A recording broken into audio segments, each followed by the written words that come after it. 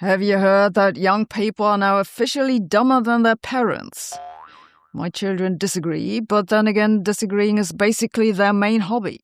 Still, the tone of the headlines is very much, "Teenagers can no longer quote Shakespeare, the end is nigh." Lord, what fools these mortals be.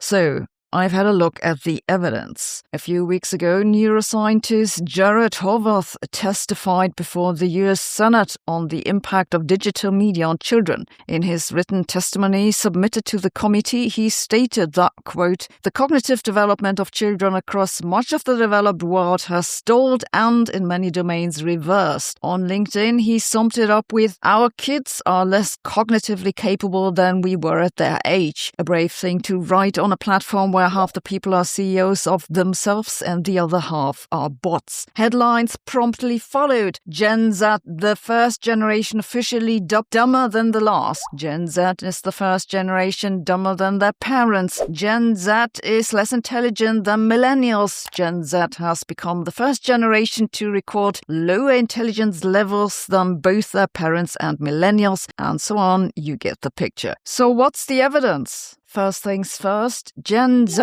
is, roughly speaking, the cohort born between 1997 and 2012. Most of the discussion on the topic focuses on test results from OECD, the Organization for Economic Cooperation and Development. They do regular tests among children and adults in areas like math, science, and literacy, and these test results have been dropping since roughly 2012. The most pronounced drop occurred recently and was probably due to the COVID pandemic. The OECD has also found that adult literacy and numeracy skills have stagnated or in some countries declined in the past years. There have also been a couple of other studies which found similar things on a country level. The US National Assessment of Educational Progress has documented a decline in maths and reading skills grade 4 to 8. You can see that this isn't a dramatic drop. The current value agrees roughly with those from the year 2000. The same has been seen in some American student assessment scores. Again, this isn't exclusive to young people. Some studies have found a decline in intellectual ability also among US adults. It isn't just the United States either. The same has been seen in similar assessments in the UK, Canada, Australia, Germany, and Sweden.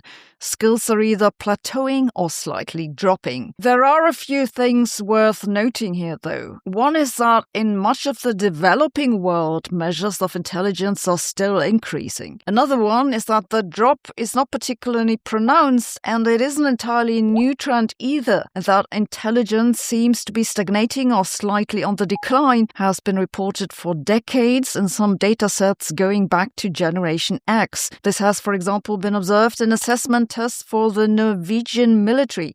In Denmark, they have observed this trend since the late 1990s. And then there is this one professor who claims that actually our intellectual capacity peaked thousands of years ago, which is great news for all the people who died building the pyramids. Much of the current outcry circles around the use of smartphones and tablets in Gen Z, but as you can see, this is not a super plausible explanation, seeing that this trend has been seen in some populations decades before the invention of the floppy disk. Now look, I'm not saying that it's good for children's intellectual abilities if they scroll TikTok 6 hours a day, but one has to put these things into context. Intellectual ability is to a large extent genetic. On the one hand, that seems somewhat depressing because there's only so much you can do to improve your brain skills. On the other hand, it also means that it's difficult to actually make yourself or your children dumber than they naturally are. What can certainly change, though, is the value that children get out of education, or what you think they should learn to begin with. So when the headlines speak of children getting dumber, this isn't so much about intelligence.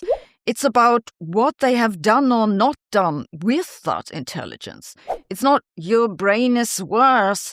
It's you're doing something with your brain that I personally disapprove of, which is basically every intergenerational argument since the invention of music. Consequently, one thing that experts have discussed is the question if not young people simply develop different skills which the current tests don't pick up on. Yes, maybe they aren't great at reading long texts, but maybe they are better at quickly scanning large amounts of information and picking out the most relevant pieces. Maybe they aren't good at calculating, but maybe they are better at figuring out what tool to use and how to get the calculation done. Personally, I think what we're seeing are fluctuations and regression to the mean after saturating what health and nutrition could improve.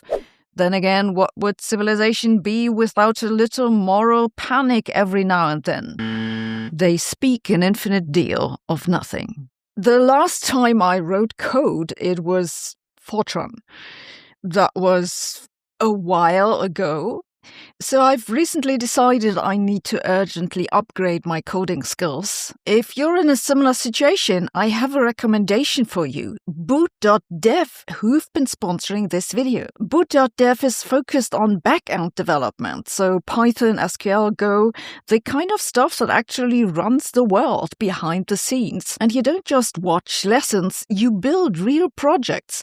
You write code directly in the browser, you solve challenges, and you level up like it's a slightly nerdy role-playing game. They also have what they call training grounds. That's basically infinite practice problems. So if you're like me and you really only understand something after doing it 20 times, that's helpful. They even have this AI tutor called Boots who knows what you're working on, and if you're stuck, he or it will nudge you into the right direction. You can create an account for free, read and watch all the content and try a demo of the interactive features. But if you decide to go for the full experience, use my code Sabine to get 25% off your first year.